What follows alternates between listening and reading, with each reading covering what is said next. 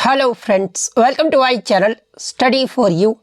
सो guys, जैसा कि आज जो आपका आरआरबी जेई का 18 दिसंबर के फर्स्ट शिफ्ट का एग्ज़ाम हो गया है दोस्तों, जिसका जो है मैं आपको बिल्कुल 100% एक्यूरेट आंसर के साथ जो है इस वीडियो में बताऊंगा। तो देख लेते हैं कि किस प्रकार की जो है आज आपके 18 दिसंबर के फर्स्ट शिफ्ट के एग्ज़ाम में जो है प्रश्न पूछे गए हैं। उससे पहले एक बात और दोस्तों, कि जिन्होंने भी अगर चैनल को सब्सक्राइब नहीं किया है तो रेलवे एग्ज़ाम से रिलेटेड पल पल की अपडेट के लिए जो है चैनल को सब्सक्राइब ज़रूर कर दीजिएगा। और बगल में ही आपको एक बेल आइकन यानी घंटे का निशान भी दिख रहा होगा, तो आप उसे भी जो है ज़रूर प्रेस कर दीजिएगा। तो चलिए वीडियो को स्टार्ट करते हैं। तो आपका पहला क्वेश्चन आया था कि who is the author of the book Midnights children, यानी मिडनाइट चिल्ड्रेन पुस्तक के जो है लेखक कौन है। तो देखिए, मिडनाइट चिल्ड्रेन जो पुस्तक है ना, ये आपके सलमान रसूदी के द्वारा जो वो लिखा गया है। तो सलमान रसूदी आपका यहाँ पे करेक्ट आंसर होगा। इसके अलावा मैं आपको बता दूं कि सलमान रसूदी को जो है वर्ष 1981 में मिडनाइट चिल्ड्रेन उपन्यास के लिए ही जो है इन्हें मैन बुकर पुरस्कार से भी जो वो सम्मानित किया गया था। तो ये फैक्ट भी आपको ध्यान में रखना है। नेक्स्ट क्वेश्चन आपका यहाँ पर था कि what does article 251 relate to, यानी भारतीय संविधान का जो अनुच्छेद 251 है ना, ये आपका किससे संबंधित है।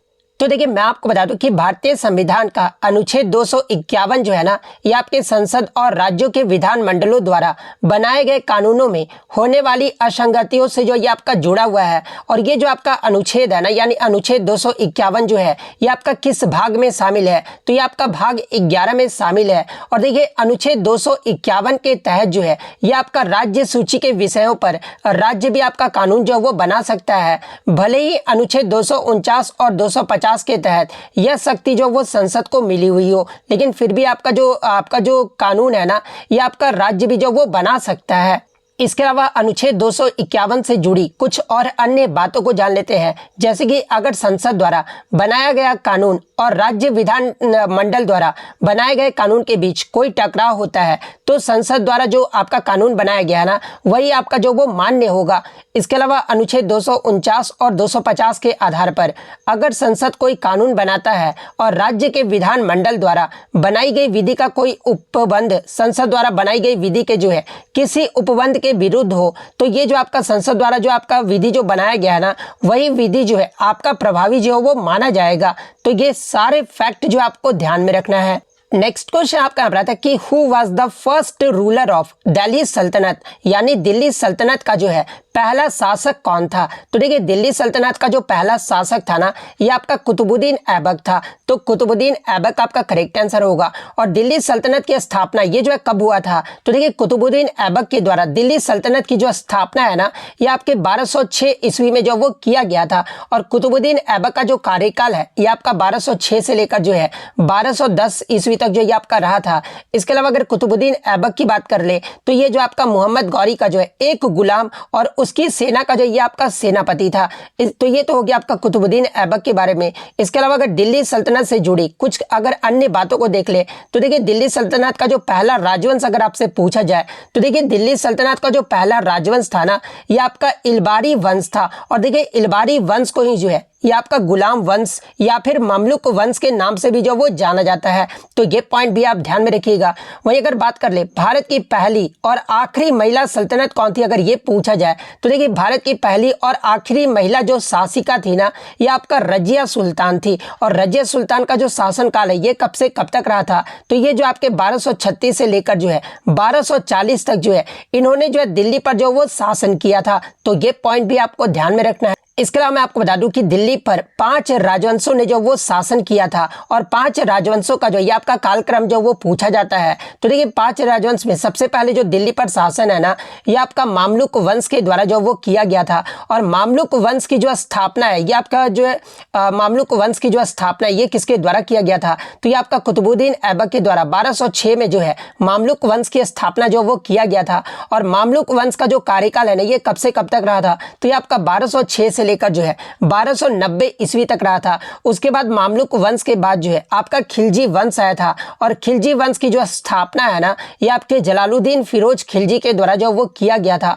और खिलजी वंश का जो आपका कार्यकाल है ये आपका 1290 से लेकर जो है 1320 ईस्वी तक रहा था। इसके बाद खिलजी वंश के बाद जो है आपका तुगलक वंश आया था और तुगलक वंश की जो स्थापना है ना ये आपके गयासुद्दीन तुगलक के द्वारा जो वो किया गया था। और तुगलक वंश का जो कार्यकाल है ये आपका 1320 से लेकर जो है 1414 ईस्वी तक रहा था। और तुगलक वंश के बाद जो आपका सैयद वंश आया था और सैयद वंश की जो स्थापना है ना ये आपके खिज्र खान के द्वारा जो वो किया गया था। और सैयद वंश का जो कार्यकाल है ये आपका 1414 से लेकर जो है 1451 तक रहा था। उसके बाद लास्ट जो है यानी पांचवा जो आपका जो शासन है ना ये आपका लोधी वंश के द्वारा जो वो किया गया था। और लोधी वंश की जो स्थापना है ना ये आपके बहलोल लोधी के द्वारा जो वो किया गया था। और लोधी वंश का जो आपका कार्यकाल है ये आपका 1451 से लेकर जो है 1526 ईस्वी तक रहा था। यानी अगर दिल्ली पर बात कर ले तो कब से कब तक शासन रहा था भारत पर, तो देखिए 1206 से लेकर जो है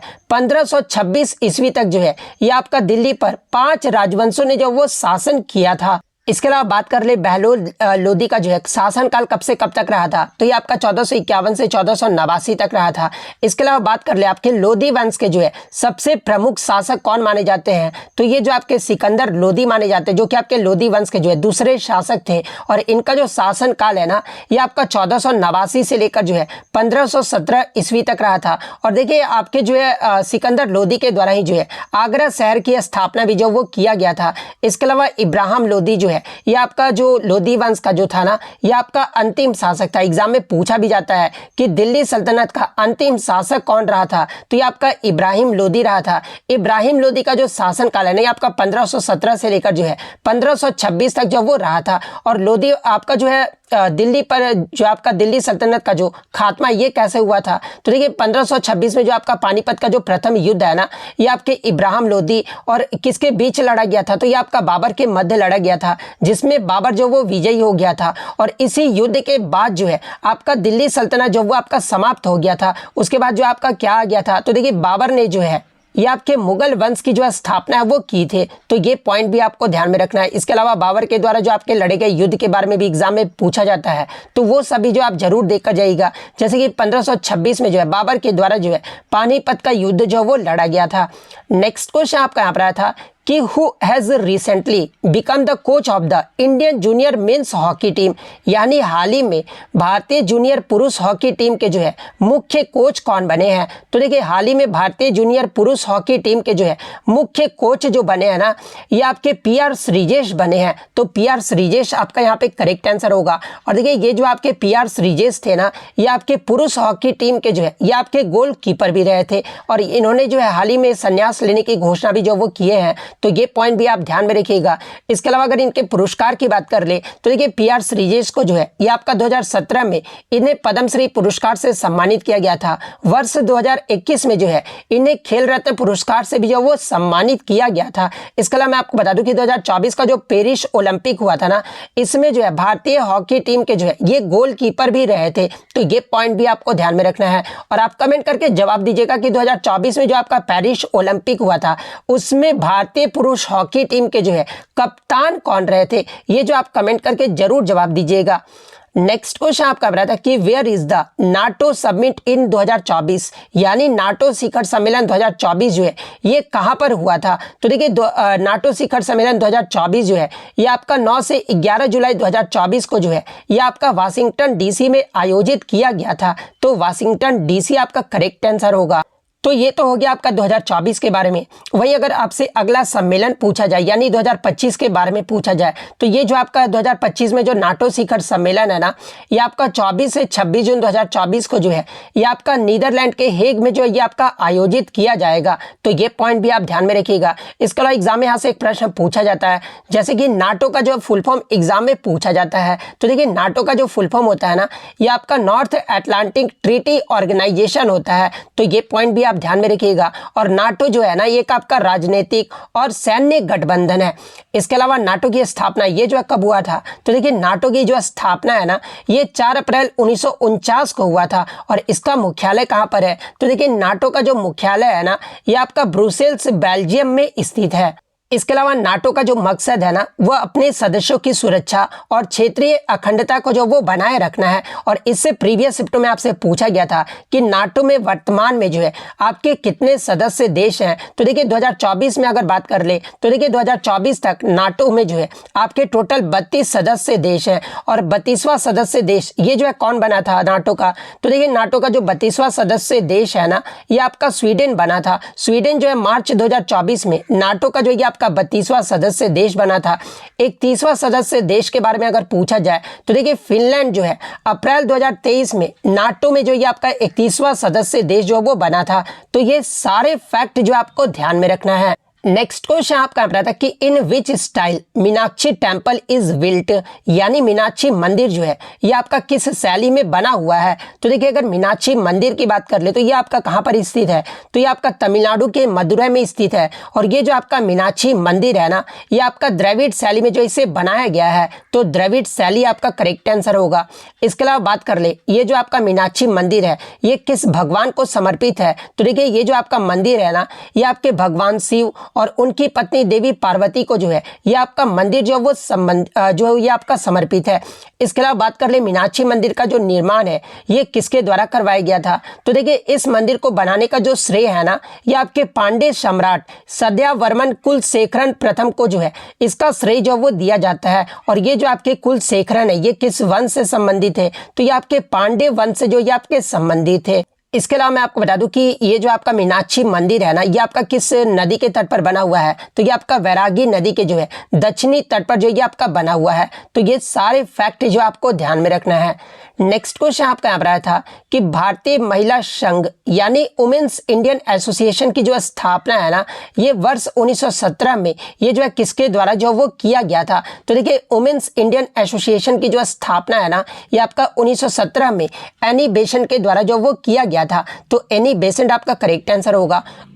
और इस संगठन की स्थापना जो है ये कहाँ पर हुआ था, तो देखिए इस संगठन की जो स्थापना है ना, ये मद्रास के अड्यार में हुआ था। तो ये पॉइंट भी आपको ध्यान में रखना है। और इस संगठन का जो मकसद है ना, ये महिलाओं को सामाजिक, आर्थिक और राजनीतिक मामलों में जो है ये आपका बेहतर स्थिति दिलाना भी था। तो ये पॉइंट भी आप ध्यान में रखिएगा। और इसी संगठन के द्वारा जो है ये आपका स्त्री धर्म नाम की जो पत्रिका भी जो है ना, ये आपका प्रकाशित किया गया था। तो ये सारे फैक्ट जो आपको ध्यान में रखना है।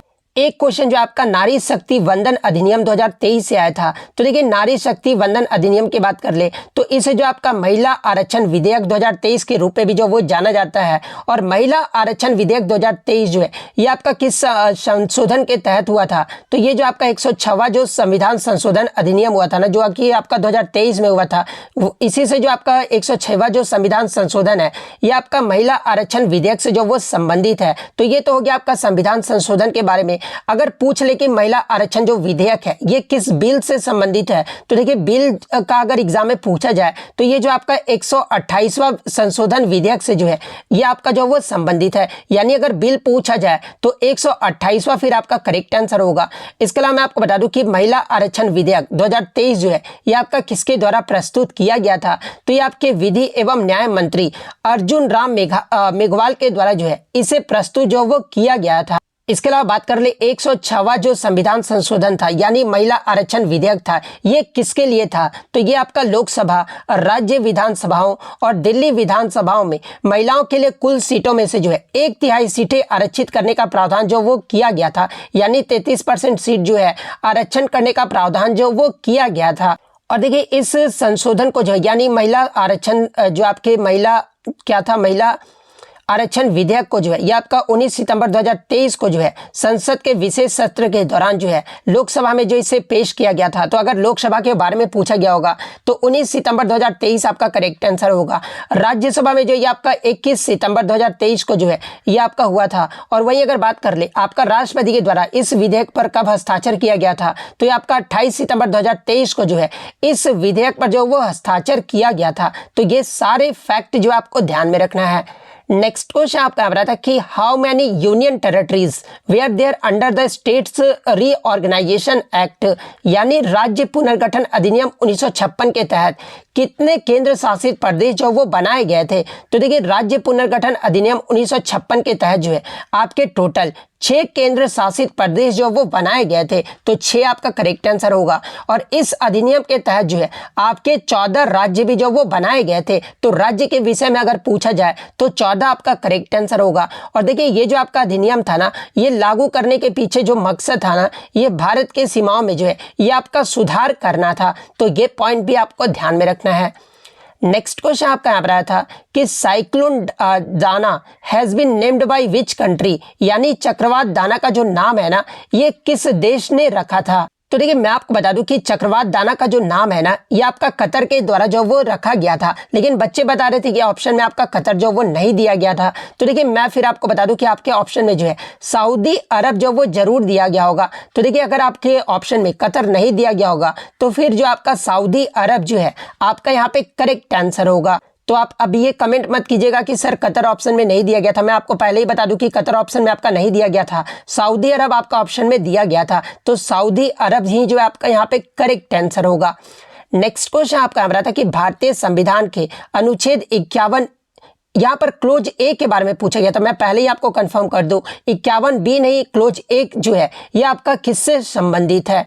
तो देखिए मैं आपको बता दूं कि भारतीय संविधान के अनुच्छेद 51 में जो है ये आपके 3 भाग हैं, और वो 3 भाग कौन कौन से हैं। तो पहला आपका अनुच्छेद 51 ए का 51 का जो है क्लोज ए है, और क्लोज ए में आपका बताया गया है कि राज्य अंतर्राष्ट्रीय शांति और सुरक्षा को बढ़ावा देने का प्रयास करेगा। ये जो आपका अनुच्छेद 51 का जो है क्लोज ए में जो वो कहा गया है, और यही आपसे पूछा गया था, तो ये वाला ऑप्शन आपका यहाँ पे करेक्ट आंसर होगा।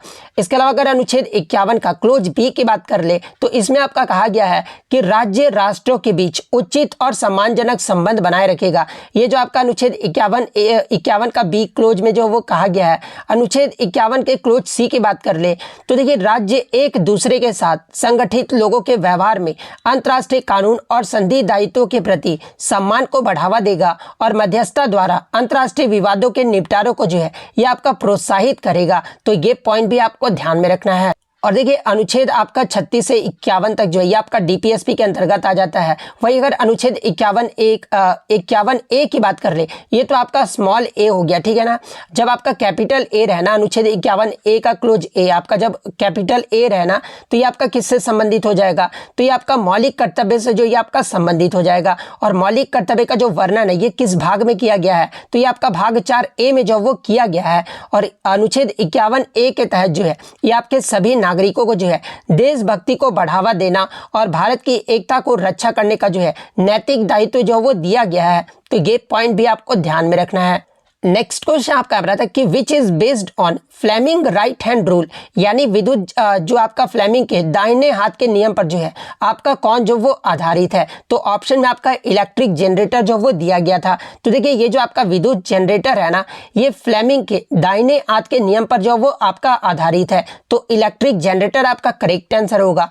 इसके अलावा बात कर ले फ्लेमिंग के जो है राइट हैंड रूल से आपके एग्जाम में प्रश्न पूछे जाते हैं। तो देखिए ये जो आपका फ्लेमिंग का राइट हैंड रूल है, जिसमें ये जो आपका थंब होता है ना, ये क्या बताता है, तो ये आपका चालक की गति को बताता है, यानी मोशन को जो वो आपका बताता है। तो ये पॉइंट आप ध्यान में रखिएगा। इसके अलावा ये जो आपका ये जो फिंगर होता है ना, जिसे आपका इंडेक्स फिंगर या फिर आपका 4 फिंगर भी जो वो कहा जाता है, और ये जो आपका इंडेक्स फिंगर या फिर 4 फिंगर है ना, ये क्या बताता है, तो ये आपका मैग्नेटिक फील्ड को जो वो आपका बताता है, यानी चुंबकीय क्षेत्र को जो ये आपका बताता है।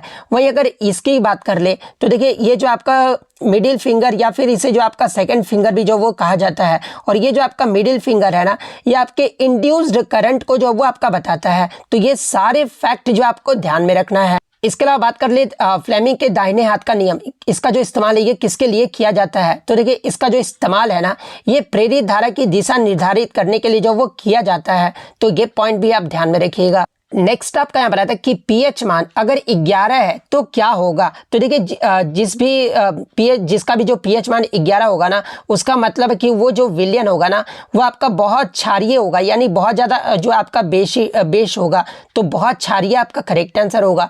पीएच मान 7 से ज़्यादा होने पर विलयन जो होता है ये आपका क्षारीय होता है। पीएच मान अगर 7 से कम होता है ना तो विलयन जो होता है ना वो आपका एसिडिक होता है, यानी अम्लीय होता है। और जिसका पीएच मान अगर 7 होता है तो उस विलयन को जो है ये आपका उदासीन प्रकृति को दर्शाता है, यानी न्यूट्रल जो इसे कहा जाता है। और पीएच का जो स्केल होता है ये कहाँ से कहाँ तक होता है, तो ये आपका 0 से 14 तक होता है। तो ये सारे फैक्ट जो आपको ध्यान में रखना है। एक क्वेश्चन जो आपका केमिस्ट्री से आया था संयोजन अभिक्रिया से। तो देखिए संयोजन अभिक्रिया जो एक रासायनिक अभिक्रिया है और इसमें 2 या 2 से ज़्यादा पदार्थ जो है आपस में मिलकर एक नया पदार्थ जो वो बनाते हैं। जैसे कि आप यहाँ पे देख सकते हैं संयोजन अभिक्रिया का उदाहरण, जैसे कि यहाँ पे आपके 2 पदार्थ हैं, यानी 2 रिएक्टेंट है और 2 रिएक्टेंट मिलकर जो है आपके जो प्रोडक्ट है ना वो सिर्फ एक ही बनाएंगे, और इसे ही जो आपका संयोजन अभिक्रिया जो वो कहा जाता है। तो इस प्रकार से जिस भी ऑप्शन में आपका दिया गया होगा वो आपका यहाँ पे करेक्ट आंसर होगा। इसके अलावा इस नए पदार्थ के गुण जो है मूल पदार्थों के गुणों से जो है ये आपके अलग होते हैं।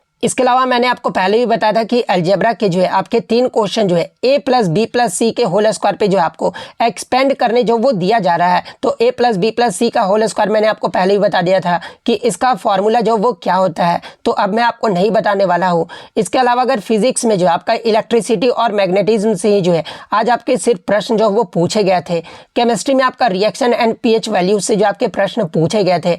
इसके अलावा रिएक्शन जो है पूछा गया था और पूछा गया था कि इनमें से कौन सी है आपका कॉम्बिनेशन रिएक्शन है। तो कॉम्बिनेशन रिएक्शन के बारे में भी मैंने आपको बता दिया है।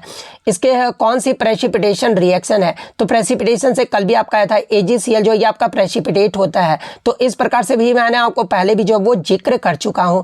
तो इतने सारे क्वेश्चन जो है आज मुझे बच्चों के द्वारा मिले थे जो कि आपके 100% रियल और ऑथेंटिक है। तो अगर वीडियो अच्छी लगी हो तो वीडियो को जो है लाइक ज़रूर कर दीजिएगा, और इसी तरह किसी भी रेलवे एग्जाम का रियल एनालिसिस पाने के लिए जो है चैनल को सब्सक्राइब ज़रूर कर दीजिएगा। तो मिलते हैं नेक्स्ट वीडियो में, तब तक thank you, all the best.